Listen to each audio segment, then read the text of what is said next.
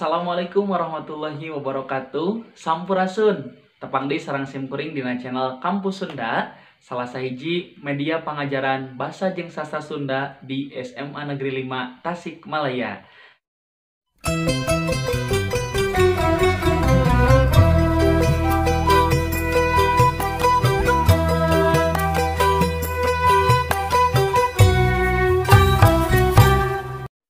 Sampurasun.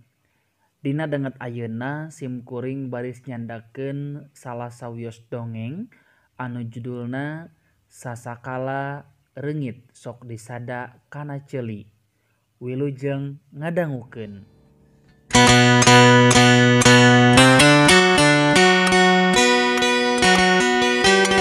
Sasakala reungit sok disada kana ceuli. Zaman baheula aya hiji nagara reungit anu diratuan ku reungit awewe. Eta nagara pohara beungharna, tantarana garagah, patihna satia.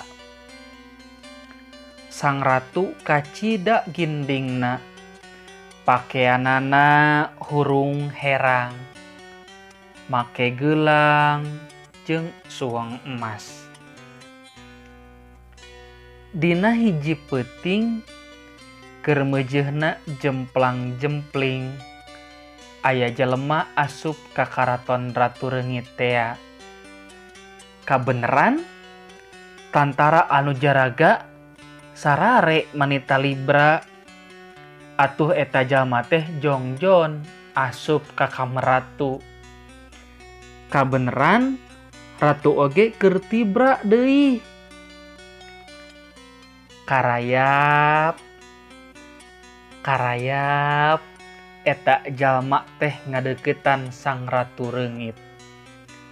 Tuluy suweng nu dipake ku sang ratu dicopot lalaunan. Tapi kakara dicopot sabelah, kaboro sang ratu hudang manten. Tuluy gogorowokan. Bangsat! Bangsat! Bangsat! Eta jalma kaluar. Terus kabur bari mawa suweng sabelah. Tentara nu jaraga tea tuluy ngarudag. Tapi eta jalma weleh teu kasusul. Isukna sang ratu marentah ka tentara jeung rahayatna. Pokna, sakabeh bangsa reungit kudu nareangan suweng anu dipaling tea. Tempoan dina unggal ceuli jelema. Ti harita sakabeh reungit nareangan eta suweng. Diteangan bari diilikan tuluy disebutan suweng mana suweng ratu, mana suweng ratu. Nepi ka kiwari reungit-reungit teh masih keneh nareangan eta suweng nempoan kana ceuli jelema-jelema. Bari disada suweng, suweng, suweng, suweng.